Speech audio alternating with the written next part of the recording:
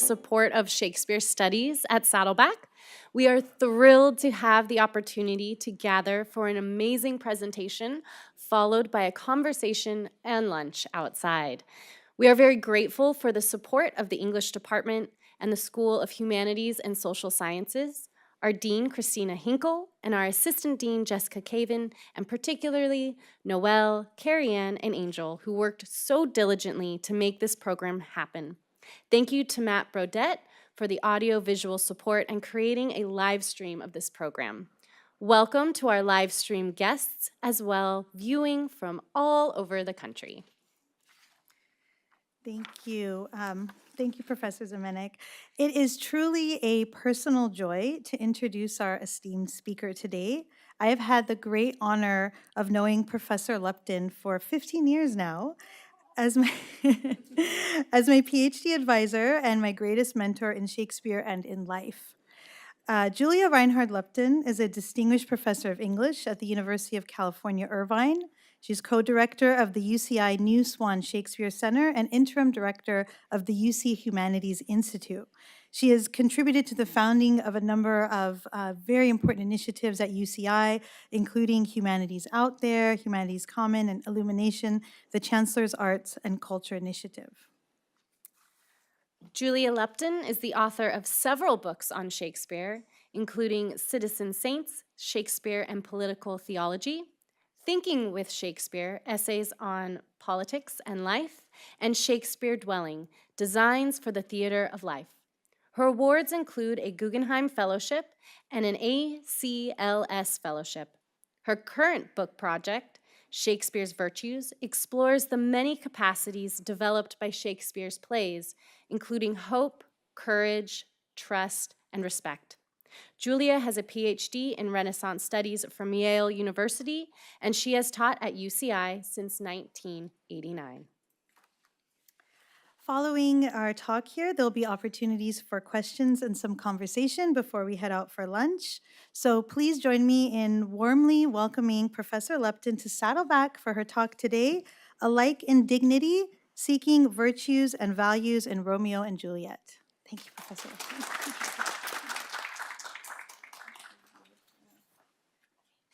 Well, thank you, both of you, for that beautiful introduction.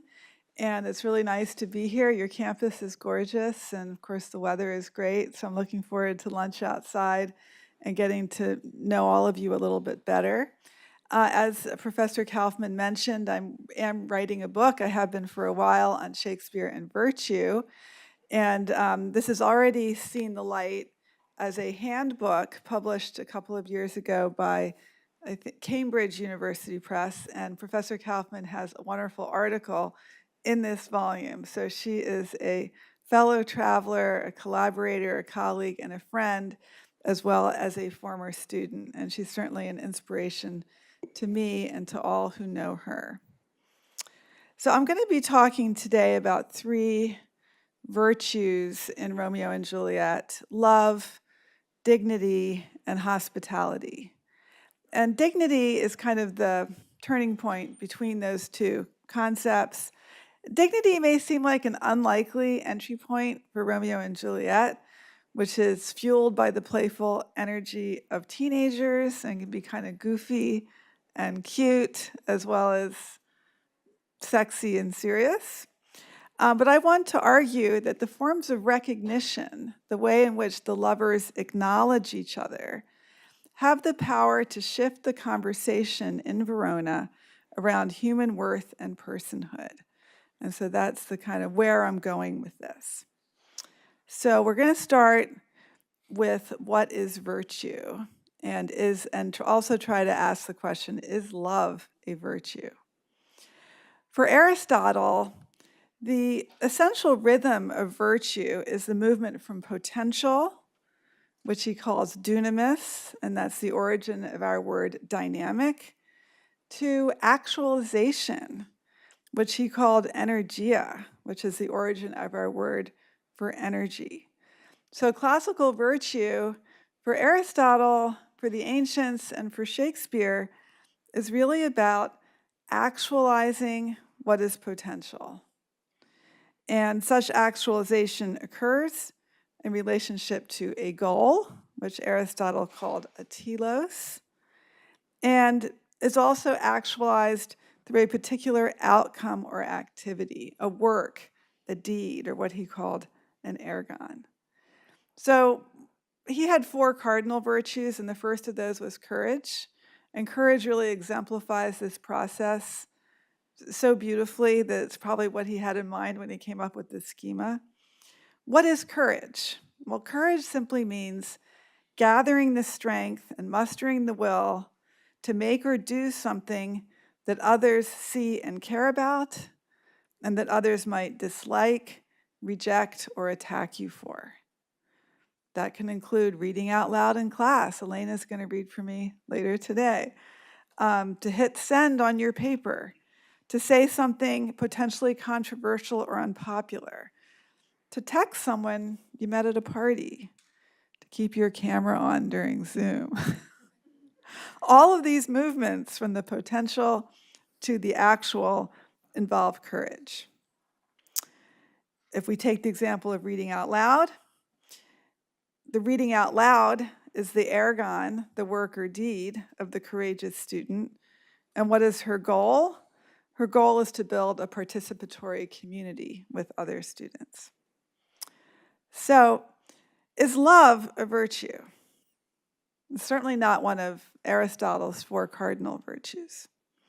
This Renaissance emblem identifies love as the cause or root of virtue, as the force which moves us from the potential to the actual, as what encourages us to show up in the world, right? Encourage and encouragement are closely related.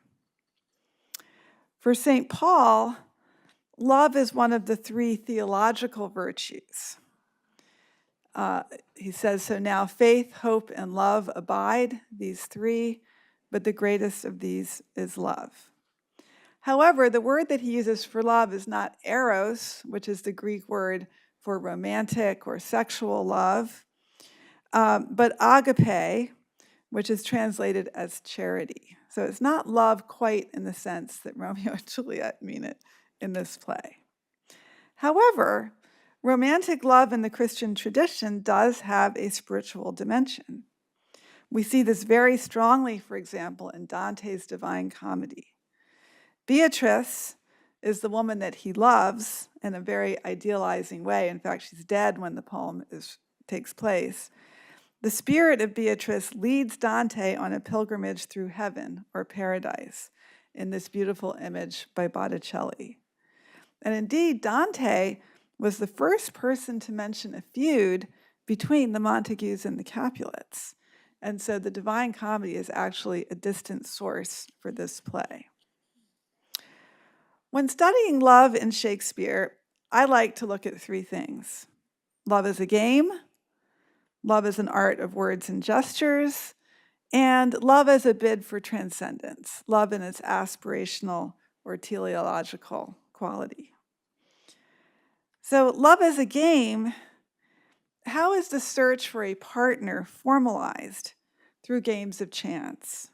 What are the apps or applications that bring people together who might not otherwise meet? And in Romeo and Juliet, that's the masked ball, right? Romeo comes in a mask, and she's presumably masked as well, and their meeting has a spontaneous quality, despite the highly scripted nature of aristocratic arranged marriages. Love is an art of words and gestures. Do the lovers speak in prose or verse? If they're speaking in verse, is it rhyming or is it blank verse? In Romeo and Juliet, as I think you're learning in class, it's the sonnet as a poem, a game, and a kind of a dance that brings the lovers together. And check and see if I'm right when you're finishing reading the play, but they never ever speak in prose together. It's always poetry, and often it's rhyming. This is a stark contrast from other famous lovers in Shakespeare. Rosalind and Orlando, or Beatrice and Benedict, they largely speak in prose. And then finally, love as a bid for transcendence, as a form of aspiration that reaches within our deep attachment to other people to realize higher goods and imagine new worlds. And this is where dignity will come in to my argument. So poetry rules in Romeo and Juliet. 70% of the play is written in verse, including lots of rhyme.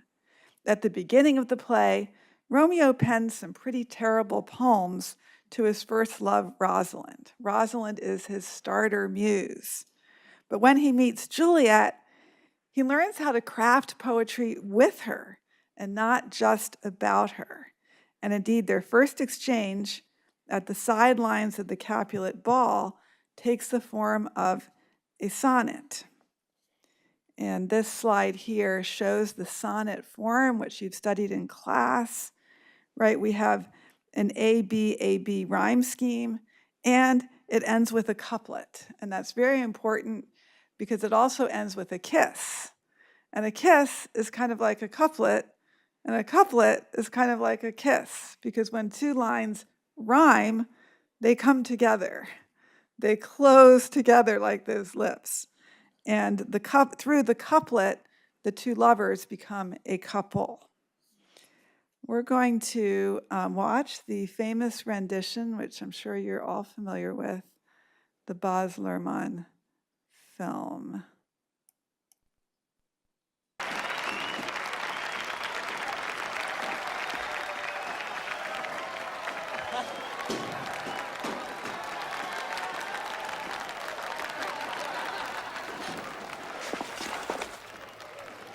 I profane with my unworthiest hand this holy shrine. The gentle sin is this.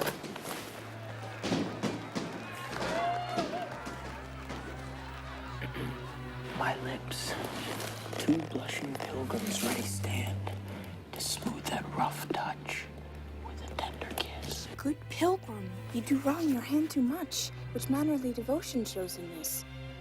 For saints have hands that pilgrims' hands do touch, and palm to palm is holy palmer's kiss. Have not saints lips, and holy palmers too? Aye, pilgrim, lips that they must use in prayer. Well then, dear saint, let lips do what hands do. They pray, grant thou, lest faith turn to despair. Saints do not move, though grant for prayer's sake. Then move not while my prayer's effect I take. Oh!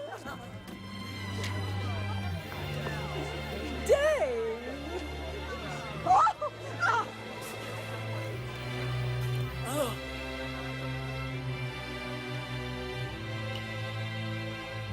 Thus from my lips by thine my sin is purged. And have my lips the sin that they have took? Sin from my lips? O trespass sweetly urged, give me my sin again. You kiss by the book.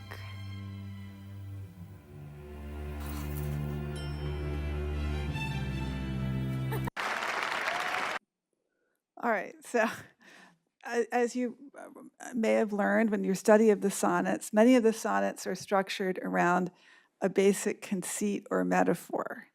And in this case, the metaphor is that Romeo is a pilgrim and Juliet is a saint, right? And so Romeo is comparing himself to a pilgrim, touching the hand of Saint Juliet at her shrine. And this is the palmer's kiss, which is the two palms together. There's a religious aspect of their language that, however playful, already colors and motivates their mutual attraction. In the palmer's kiss, a gesture which is taken, by the way, from social dance. And so everyone at the Capulet ball would be touching palms and exchanging partners. And then Romeo takes her out of the social dance in order to have his own palm dance with her in the special space that they create out of the sonnet. And you can see here that the palmer's kiss is both perfectly lateral, linking them in mutual recognition and reciprocal mirroring, right, composing that sonnet together. And it also points upwards, like praying hands, aspirationally, right, sublimating their love towards a higher order of meaning through the language of worship. And in Baz Luhrmann's film, the lovers compose their sonnet and they consummate their kiss in a glass elevator. And I love that because that elevator brilliantly visualizes both the joy of co-presence and that aspirational surge of the lovers towards a space of transcendental value. And of course, she's dressed as an angel for the costume ball. So what are they aspiring to in and beyond their desire to be together? And to begin answering that question, let's look at the beginning of the play. The play also begins with a sonnet, but it's a sonnet of a rather different kind. It's a character called the chorus who gives a kind of preview of the play to come. And here it can be rendered in many different ways. Sometimes the friar delivers the chorus. In this RSC version, which I like a lot, a group of young actors become the chorus.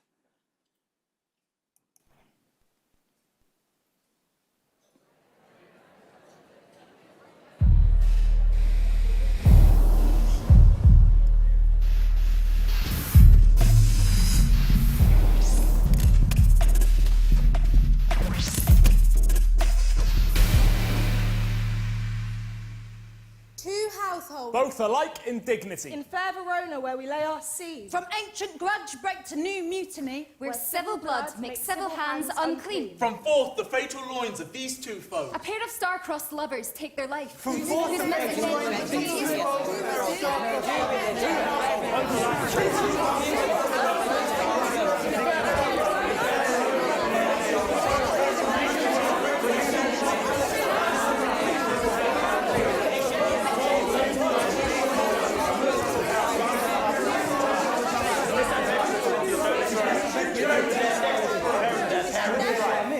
Our toil shall strive to mend. Two households, both alike in dignity. In fair Verona, we will lay our scene. From ancient grudge break to new mutiny, where civil blood makes civil hands unclean. From forth the fatal loins of these two foes, a pair of star-crossed lovers take their life. Whose misadventured piteous overthrows do with their death bury their parents' strife. The fearful passage of their death-marked love, and the continuance of their parents' rage, which but their children's end naught could remove, is now the 2 hours traffic of our stage. The which if you with patient ears attend, what here shall miss, our toil shall strive to mend.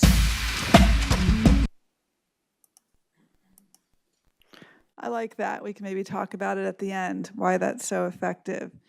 So what I want to call your attention to is that the last word of the first line of the play is the word dignity. And so we can circle it as a key word that might be significant for the play as a whole, and then it's a very nice paper writing technique, test that hypothesis. So that's what I'm going to be doing. All right, so what is dignity? Well, the play starts out from aristocratic dignity, right, involving inherited status and prestige, right? The Capulets and the Montagues are both great houses. They're alike in stature and wealth and antiquity, and that alikeness creates rivalry between them. But there's also another sense of dignity involving the inherent self-worth, the creative capacities, and eventually, although not in Shakespeare's day, the rights-bearing status of all human beings.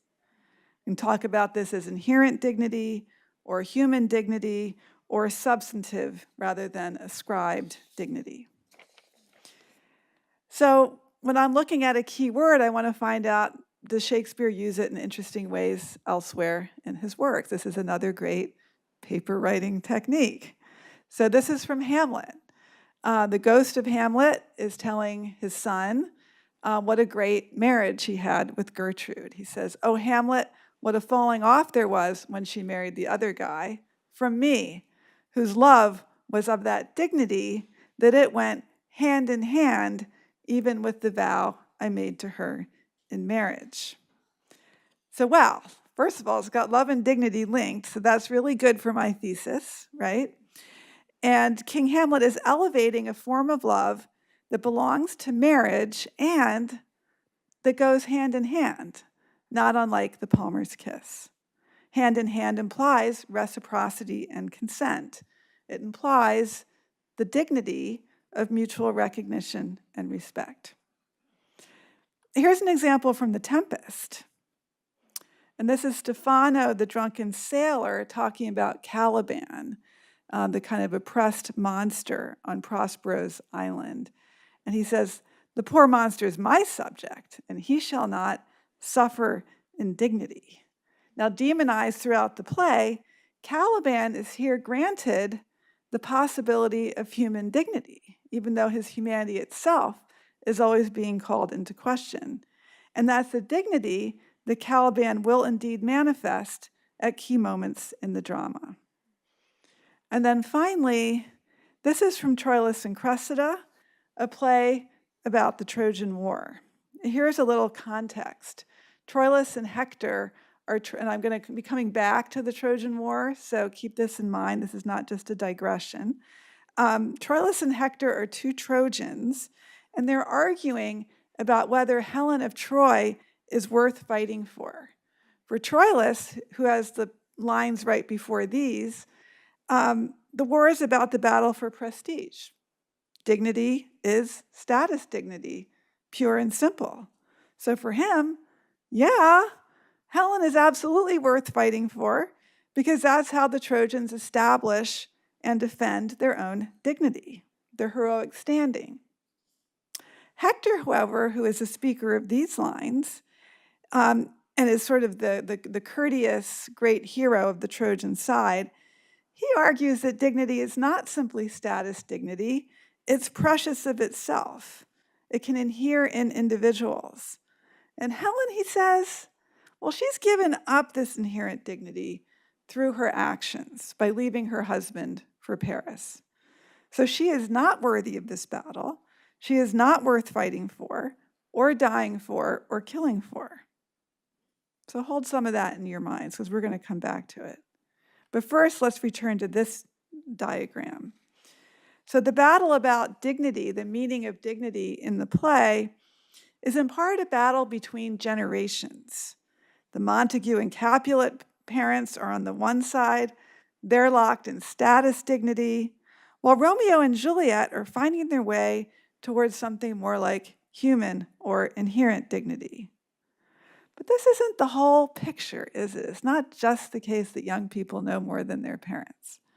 Even though Capulet disregards Juliet's desires and threatens to throw her out of the house in the middle of the play, in the party scene, we actually see his virtuous capacity to recognize the dignity of Romeo beyond the feud.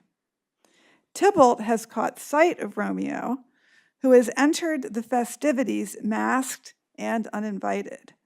And Tybalt wants to pick a fight. Capulet, however, restrains him. And Elena is going to come up and read this for us. Exercising courage here. Capulet. Content thee, gentle coz, let him alone. He bears him like a portly gentleman, and, to say truth, Verona brags of him, to be a virtuous and well-governed youth. I would not, for the wealth of this town, here in my house, do him disparagement. Therefore, be patient, take no note of him. It is my will, the which, if thou respect, show a fair presence and put off these frowns, and ill-beseeming semblance for a feast. Thank you. Beautiful. Okay, so this is a really interesting moment because Capulet is super invested in the feud. But suddenly, here in his own home, he's willing to suspend his animosity and to recognize Romeo's value. So what allows him to do that? Well, I think the answer is hospitality, which in my book, I'm going to start, my first chapter will be called Hospitality, the Mother of All Virtues. In pre-political societies, like the ones depicted in Homer, guests had special rights even when they were enemies. This was called xenia, or guest friendship, or the laws of hospitality, right? It's the root of our word xenophobia, which is the opposite of xenia. Guests, the Greeks argued or reasoned or imagined, guests could be gods or angels in disguise. And that divine character symbolized their dignity and granted them rights of limited protection. A famous example of this is at the end of the Iliad in Book 24, where Greek Achilles entertains Trojan Priam in his tent, even though they are enemies. And Achilles has killed Priam's son Hector and abused the corpse of Hector, and we'll return to this also later in the talk. And Priam comes supplicating to have the body returned. And Achilles extends hospitality to his enemy and restores the dignity of the slaughtered Hector by allowing him to be buried and mourned. Now, Capulet doesn't think Romeo is an angel, but Tybalt here is a bit of a devil, right? But he does recognize that Romeo is a virtuous and well-governed youth, and it's the situation of being host, right, the situation of hospitality that solicits this recognition from the otherwise quite blustering Capulet. Hospitality prompts Capulet's virtuous potential, right, his dunamis, his capacity for virtue, which he actualizes when he quells Tybalt's aggression. So we talked a little bit about the ancient Greeks and their sense of what dignity might be.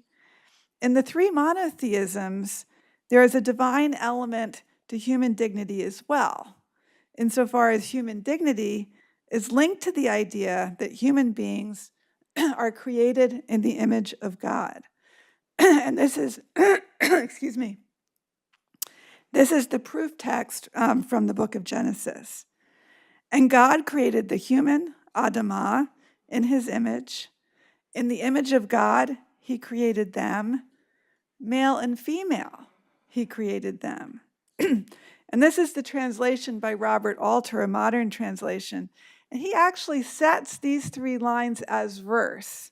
Here's what it looks like on the page of his edition. Now, Hebrew poetry doesn't use either rhyme or meter.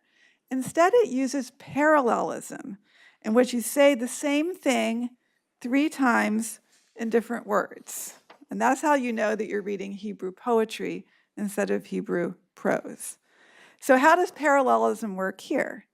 Well, the second line simply repeats the first line back to itself. There's a mirroring relationship, right? God created man in his image. In his image, God created man. I love that, right? The second line is a mirror, which happens all the time, but this is a passage about mirroring, about man coming into being as a mirror image of God. And then finally, the third line introduces a new thought by expanding Adamah, which can be translated as man, earth, humankind, or Adam, into male and female. So there's a primal link here between love, romantic love, erotic love, and dignity, the very link we are pursuing today. Adam and Eve mirror each other, and it's as a mirroring couple, finding their own better selves or souls in the other, that they then mirror God. I love that. I think it's very Shakespearean. Okay, so let's take that back to Romeo and Juliet. So where do we see the language of the Imago Dei, the image of God, in this play? I want to look at the famous exchange at the start of the balcony scene. And note that the exchange takes place in and above the Capulet orchard. So there's a memory of Eden growing in there. And Elena's going to come up again, and she's going to read Juliet's famous lines, which are beautifully symbolized here by the bouquet of roses that Professor Kaufman brought for today's lecture. "'Tis but thy name that is my enemy, Thou art thyself, though not a Montague. What's a Montague?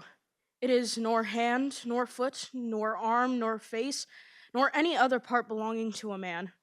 Oh, be some other name. What's in a name? That which we call a rose by any other would smell as sweet. So Romeo would, were he not Romeo called, retain that dear perfection which he owes without that title.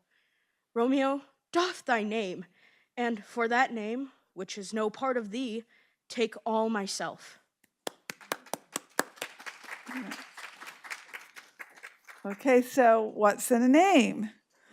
Although she touches on, even caresses, Romeo's first name, is really their family names that set the two houses alike in dignity against each other. And Juliet wants to suspend the power of great families to determine worth in the city by demystifying those status-conferring names. What's in a name? That which we call a rose by any other name would smell as sweet. And what is Romeo's response? Oh, thank you. He says, I take thee at thy word. Right? She doesn't even know that he's down there. But he's so excited, he pops up and says, hey, I take thee at thy word. Call me but love, and I'll be new baptized. Henceforth, I never will be Romeo. Okay, so what is new baptism? Well, he's saying he's willing to change his name for her, so new just means a second baptism, which would probably involve his first name. I'll be Arnold instead of Romeo. But he also is suggesting a new form of baptism, right? A baptism in love, a baptism conferred by two persons in relationship to each other. One commentator has called them a new Adam and Eve, whose love recreates the world. To be new baptized in love is to become a new person with and through another human being, and to begin the work of creating a world in which love and dignity can flow more freely. And this new baptism becomes even more powerful, for example, when two men are cast in the main roles, or two women, because the question of human dignity is elevated in these situations. Now, I don't think the lovers are actually thinking about dignity. They are just totally into each other. But I do think that by dropping dignity at the end of the first line of the play, Shakespeare is giving us a tool for tracing the ethical stakes of the tragedy. When Romeo and Juliet freely recognize each other outside the family framework, they begin to transform dignity from inherited status to human worth.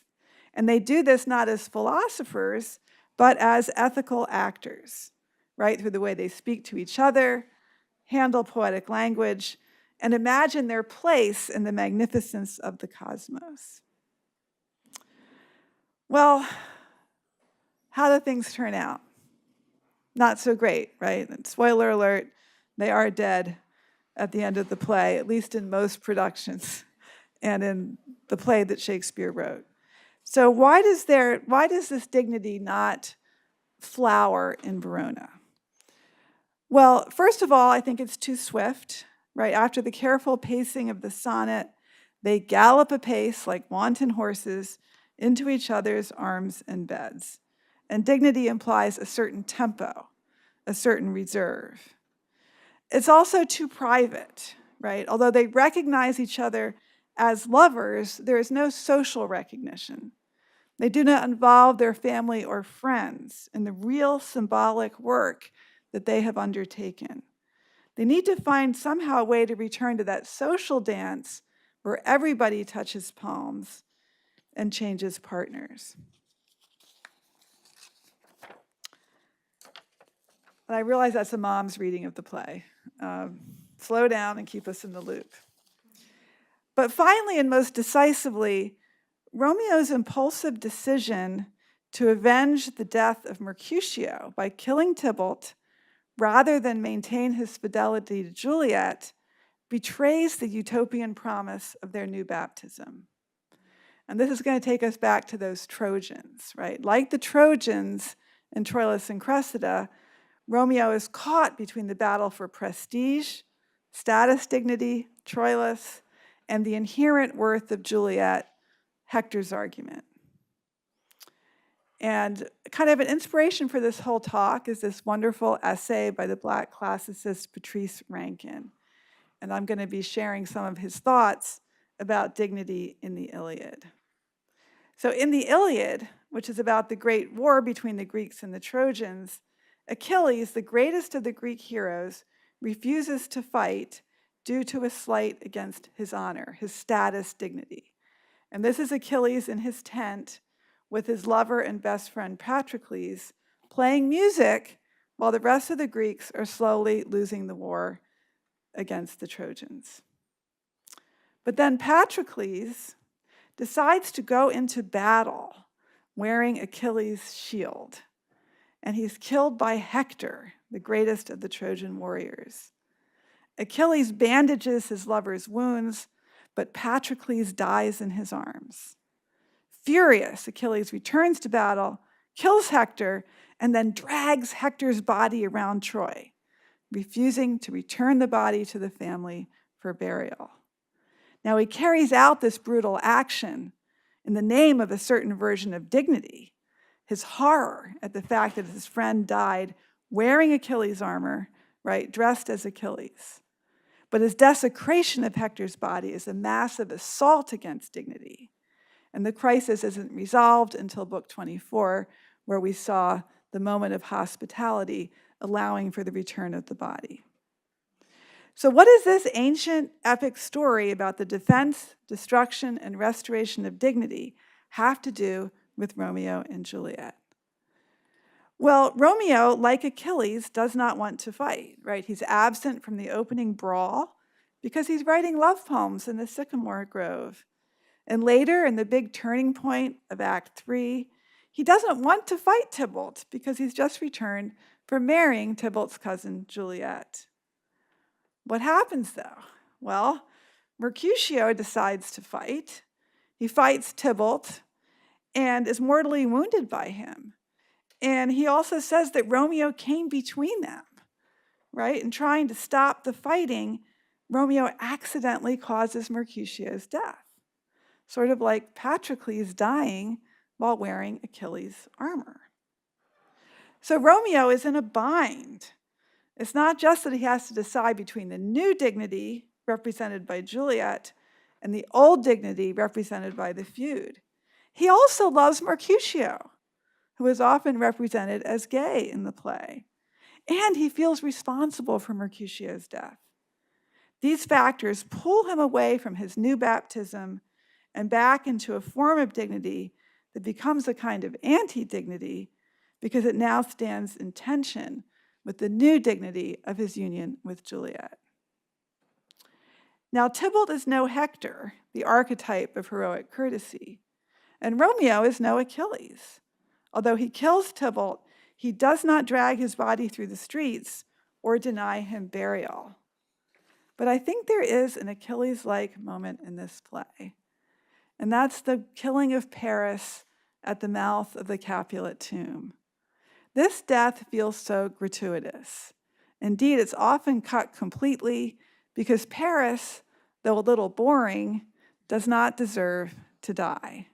And Romeo, our soft boy hero, doesn't need more blood on his hands. Now, Achilles kills Hector twice, once in battle and second by desecrating his body. Romeo kills two men. First, Tybalt, who sort of deserves it, and then Paris, who definitely doesn't. His decision to revert to the old dignity has drawn him further into violence. And it's interesting that it happens in front of the crypt, right? Because the crypt is a place where bodies should be deposited ceremonially with a sense of ritual and community. It's not a place where killing is supposed to occur. Yet the crypt does become the setting for what Shakespeare calls a glooming peace.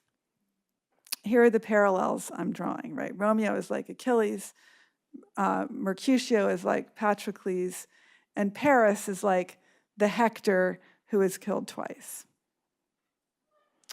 But what about the moment of returning the body? Romeo is dead, so he can't fulfill that function. And so I think that the Achilles and Priam moment of the play, the moment where dead bodies are given their due and new relationships based on the recognition of mutual loss are formed, is between the two fathers. And so we're going to try reading this together, Eliana. I'm going to be Capulet, and Eliana is going to be Montague and Prince Aeschylus. Oh, brother Montague, give me thy hand. This is my daughter's jointure, for no more can I demand. But I can give thee more, for I will ray her a statue in pure gold, that, whiles Verona by that name is known, there shall no figure at such rate be set as that of true and faithful Juliet. As rich shall Romeo's by his ladies lie, poor sacrifices of our enmity. A glooming peace this morning with it brings.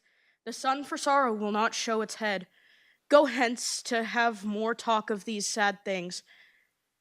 Some shall be pardoned and some punished, for never was a story of more woe than this of Juliet and her Romeo. Thank you.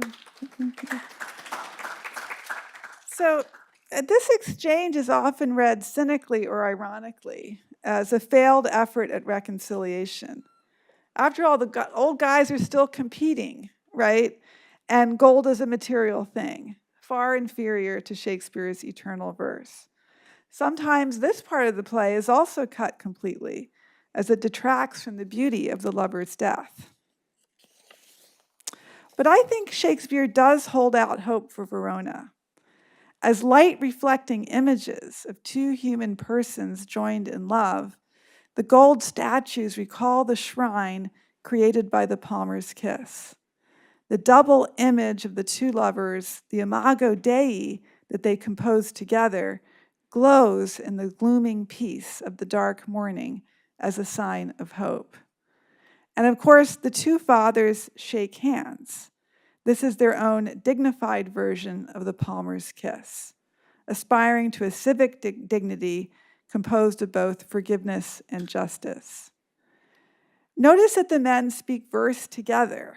It's not technically a sonnet, but it's very, very close to a kind of shared sonnet, a chorus in 3 parts that ends with the play's final couplet and coupling, right? Its final kiss.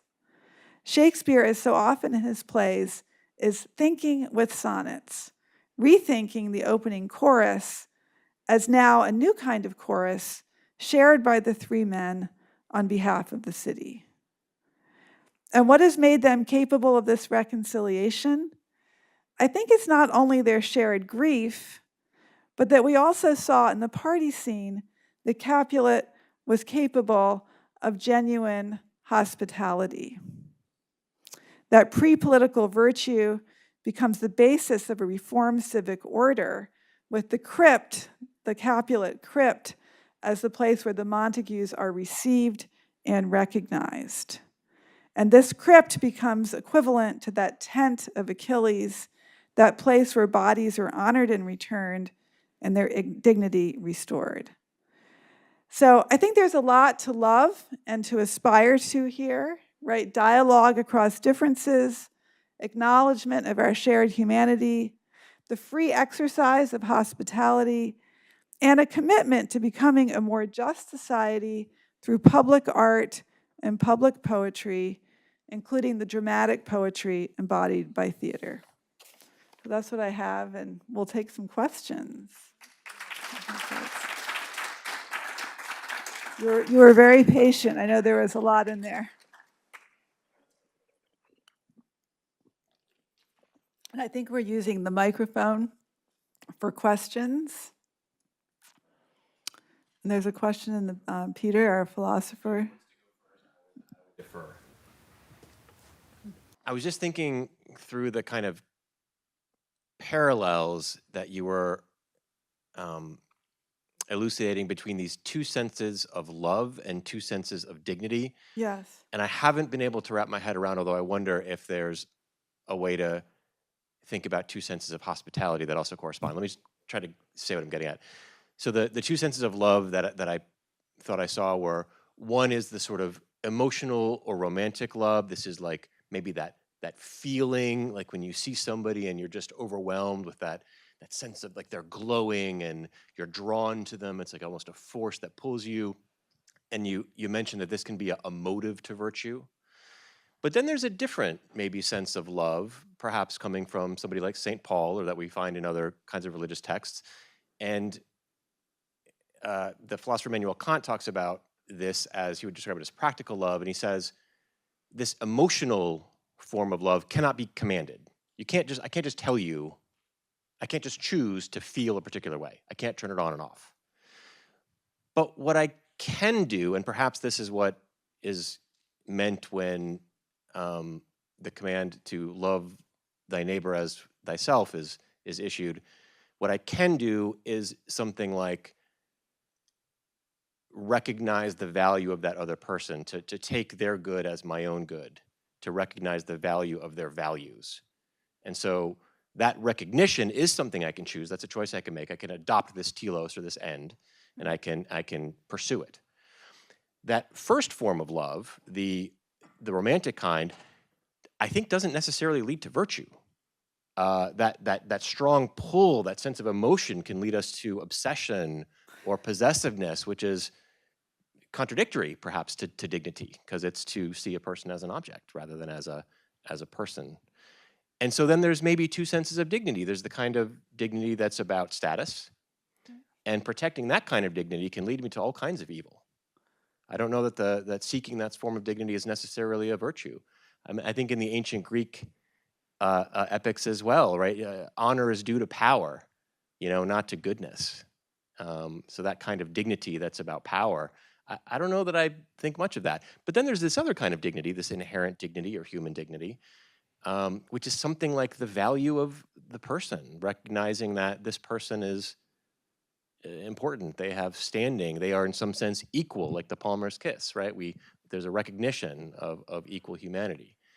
And so I just thought it was really interesting, those twin parallels of the kind of romantic love versus, I'll call it practical love, and status dignity versus human dignity, and the way that the practical love and human dignity strike me as, I think, clear kinds of virtues, and the former, which we also call love and dignity, don't strike me as particular virtues. And I wonder, first, if I'm seeing what you're putting down, and second, if there is a way to think about hospitality as also having these kinds of, does that parallel continue into hospitality?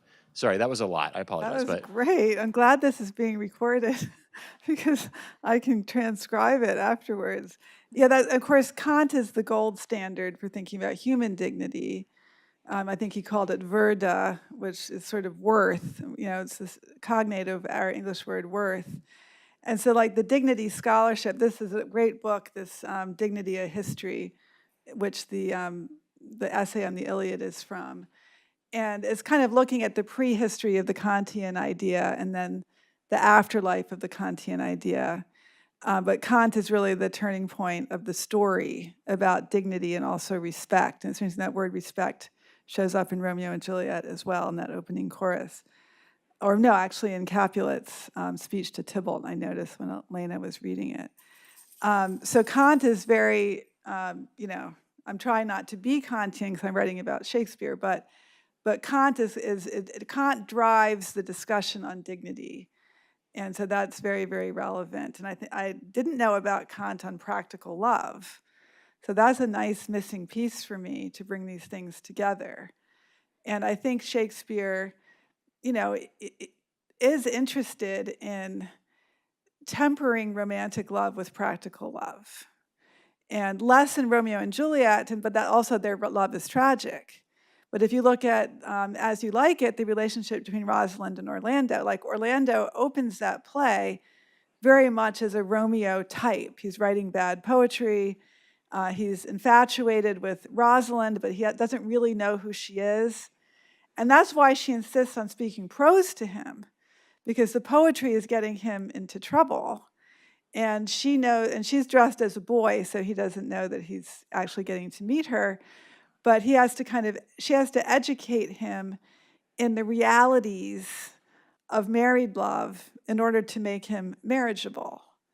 And so I think this is a very important Shakespearean question. I think we see versions of this in Antony and Cleopatra. We see versions of this in Much Ado About Nothing, and even possibly in Macbeth and Lady Macbeth's relationship, although that's, of course, its own special set of questions. So I love the idea of practical love. And I think Shakespeare, I cut a slide that's a kind of ruler of all the different kinds of love in the play. And romantic love is in the center as a kind of balance between a purely Platonic Dante and Beatrice kind of love and a purely sexual or irrational love. You know, for the ancient Greeks, love was pretty scary. It was demonic. And it wasn't until quite a bit after Aristotle that you have romantic love being narratized in ways that would resonate with us. Anyway, that's a great question. And then for hospitality, I think there's an imbalance between the host and the guest. So yes, the guest is offered, it has certain protections, but they have protections because they're so vulnerable. And the host can, it's from a position of power over the guest that the host tolerates the guest, right? And so we see that in the Capulet scene, right? He tolerates Romeo rather than letting Tybalt beat him up. And that he can do that because he's in a position of control in the household. So hospitality also does have this power basis to it. And of course, the other great thinker, Kant was also a great thinker of hospitality and the idea of migrants having certain rights and so forth. So all roads lead to Kant eventually. Hi, Chris. Hi. I also was interested in the idea of hospitality here. I think in the ancient world, the rules of Xenia are like very clear, and I think you see that really clearly in the Iliad and the Odyssey. You see Achilles being rewarded for following those rules with Priam and is seen as dignified and respectable afterwards, whereas Odysseus is, throughout the entire Odyssey, punished for his breaking of those codes, both in Troy, bringing in the Trojan horse, and then punishing people who have broken those codes in his own home. And I'm wondering what your thoughts are on how Shakespeare sees that. Does he also believe in this punishment for breaking codes of dignity, either in hospitality specifically, but in all of these areas that you're questioning? Oh, definitely. I mean, Macbeth would be the great example of that, right? Because Duncan is a guest in Macbeth's home. The king comes as a guest, and although the king is in power as king, he relinquishes that power by taking on the vulnerability of the guest, and Macbeth chooses to kill him while he's sleeping, which is not what great warriors do, right? I mean, in the Iliad, you have the great battles between, Hector and Achilles, and they're on the battlefield and they're face to face. You don't kill someone in their sleep as a guest in your house. So Macbeth is really the prime example of the kind of crimes against the laws of hospitality. Whereas Capulet is really trying to uphold the laws of hospitality in that important party scene. So that's a great question. Thank you. I have a question for you, which is that second clip that I showed from the Royal Shakespeare Company of the chorus. What did you think of that? Do you think that was? I mean, the directors have all these decisions to make. When you're reading it on the page, you don't hear it that way in your head, right? So what do you think the director was trying to achieve, if you remember it?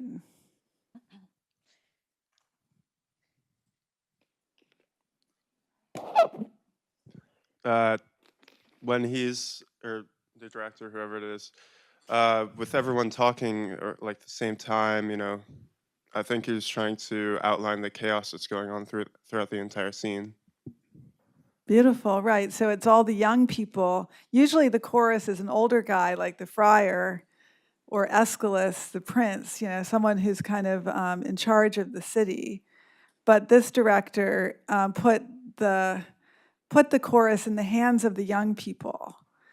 And by having them talk over themselves, we have the sense of chaos of the brawl that's going to happen, you know, a few minutes later in the opening scene. And then the couplet, which is actually delivered by the character playing Mercutio, who is played as a kind of lesbian trans figure by an actor.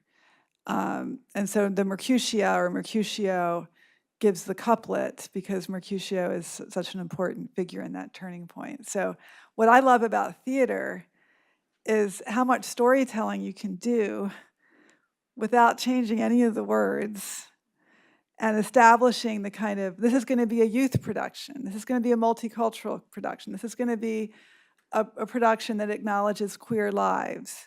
You can do all that just by how you stage the first 14 lines of the play.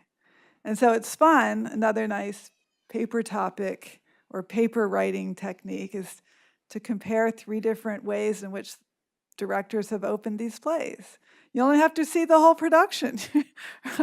Just how do they get the thing started? What is the ethos? What is the atmosphere? What is the rhythm that the director is getting? Because they put a lot of time into that.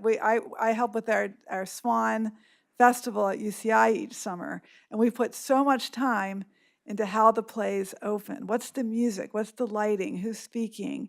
Is there a dumb show? Or, you know, how can we get all the actors on stage in that first 2 minutes so that people get a preview of what's coming? And so that's another great technique for if you're interested in how theater works, to really compare those openings.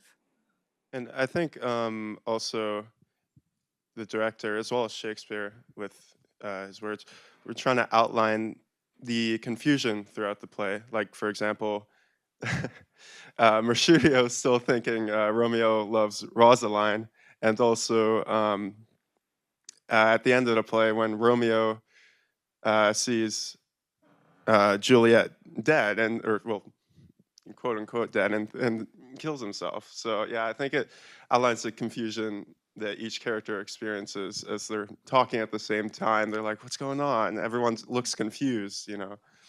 That's great. And there's a wonderful phrase in one of his Rosalind passages early in the play. There's something like form in chaos. And that's it's a nice description of the creative process. It's a nice description of how the play works. Like, how do you generate form from chaos while also representing the chaos? And how do you then resolve that in some kind of glooming peace at the end? So that's great. Oh, is it working? Okay, Gabriel. I was going to say, I think sometimes in theater, the concept of like the ensemble or the chorus comes out and like looks up and everyone has something to say can sometimes be a little overdone. So it's really important, I think, when the director chooses to stage that moment. Because when you do have a moment where the entire chorus or ensemble comes out, it can be a moment that's really poignant and really gets the points across about your play. And you don't want to overdo it. You don't want to every 2 seconds have everybody comes on, everyone has something to say. But I think with a play like Romeo and Juliet, it works because for the rest of the play, it's usually just characters talking to each other one-on-one or in smaller groups. You don't usually get it where it's like all of Verona is there. But by staging it where it's just this first scene of everybody and everyone coming out, it kind of shows the impact that just these 2 characters and their very personal story will have on a larger group of people. Because for the rest of the play, you don't usually, besides maybe like the ball, you don't get to see all of Verona all in one spot. You don't really get the scale of how large this story actually is. It kind of just seems like a story about 2 teenagers, but I think setting it that way at the beginning, it really shows just the large scale that this story will have on the rest of the people there. Oh, that's beautiful. And yeah, directors have to decide, am I telling a private story about 2 lovers? and their families, or am I telling a broader social story? And I think that particular director is clearly interested in the broader social story. And they dramatize that by opening with that chorus. Whereas when the other time when all of Verona appears is at the very end in the crypt scene, right? You've got dead Tybalt, dead Paris, dead Mercutio, usually, even though he's not really a Capulet. And then, there's surviving parents and all, everybody's there, either dead or alive. And a lot of directors don't want all those characters on stage. So like the Romeo and Juliet ballet usually just ends with the two lovers dying in each other's arms. You don't want to then have a big finale, a big group dance, But you're losing, I don't want to say there's anything wrong with that, but you're making decisions about what is the meaning of the play. And clearly if I think the play is about this search for human dignity in a social space. So I want all those characters, as long as we don't lose the romantic through line, which is what, is our reward. We can think deeply about these important social issues, but the romance is still what keeps us in our seats and returns us after intermission. And, yes, please, go ahead. I just wanted to say that for me, I'm more into the traditional style of it. For me, it's the melancholy, it's the sadness, it's the tragedy, and that intro held none of that for me. So I probably would have walked out of the theater. Right, well, because it's not sharing your intimate relationship. Right. When I read that whole first chorus, what it says to me is this is a sad situation that's not just the kid's fault, it's everybody's fault. Right. And from that intro, I didn't get any of that. Right, that's why having the friar deliver it can be very effective, right? Because the friar is a kind of failed mentor figure who has insight into what happens because he's helping orchestrate it. There was a wonderful ballet that I saw a couple of years ago from, I think, the Royal Ballet of Monaco, which really made it the friar's story. That the friar is narrating all of this in his head and remembering what happened. And so you can kind of choose your point of view when you're directing. There's so much, it's just so amazing what theater can do. Yes, Ryan, go ahead.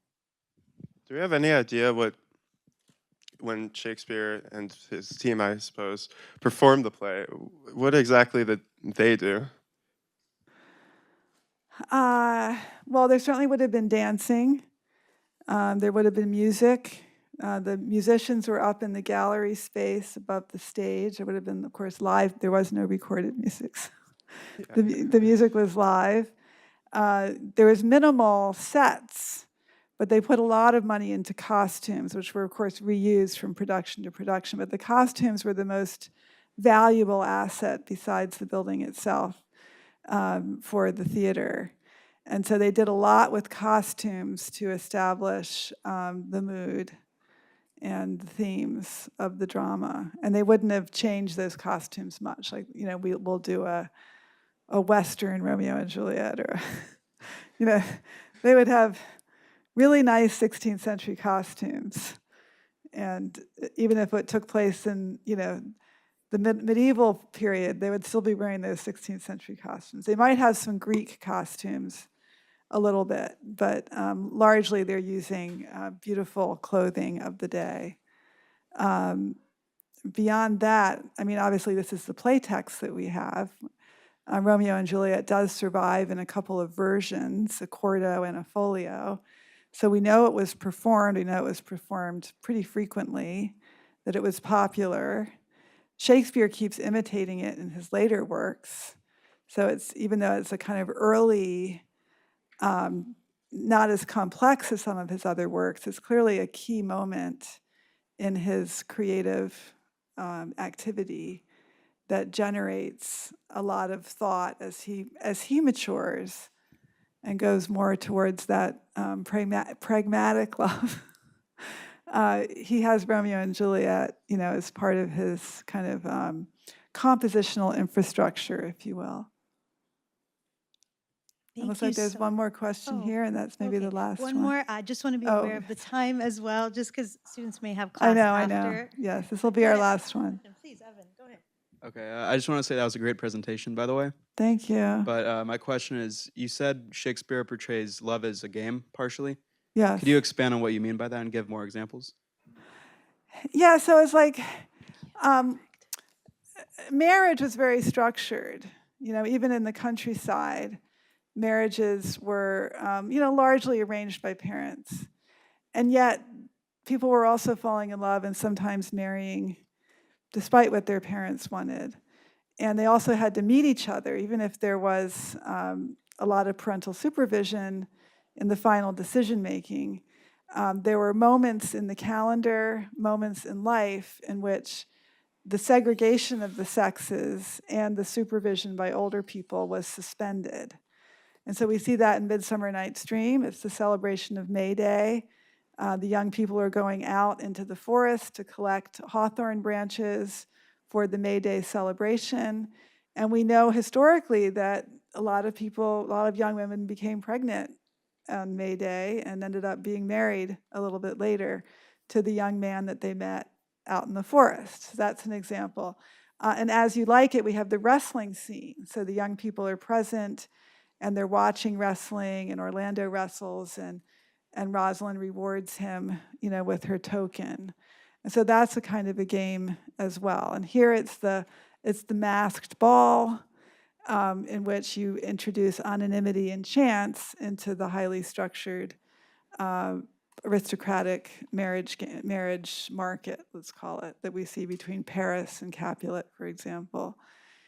And then Valentine's Day, that they had like lotteries. They had some kind of game of chance, a little bit like our Valentine's Day cards that we exchange like in grade school. But there was some kind of, I don't remember all the details, but there was like a game of chance, or like spinning the bottle. Like you don't know. And you might not like that person, but if you hadn't spun the bottle towards them, you wouldn't be able to test whether you liked them or not. So there was this introduction within regulation and a very rule-bound approach to courtship. There were these elements of chance and surprise. And Shakespeare likes those because those are drama, right? It's chance and surprise. Thank you so much. Let's have a round of applause for Professor Lupton. Thank you so much. It was such an amazing presentation. I think we all took away so much from that talk, and to think of dignity and a new version that perhaps Shakespeare is outlining with the future, and maybe redeeming the fathers a little bit. I had never thought of that, and which is nice to have, because they're what remains at the end. And thank you all so much for coming here, for our students, for our staff, for our faculty, for your wonderful questions. We have lunch set out for you outside. You're welcome to grab something and go if you have another class or work, or just hang around a little bit and ask a few more questions. We have a few mementos of thank you from the School of Humanities. Oh my goodness. Oh my goodness.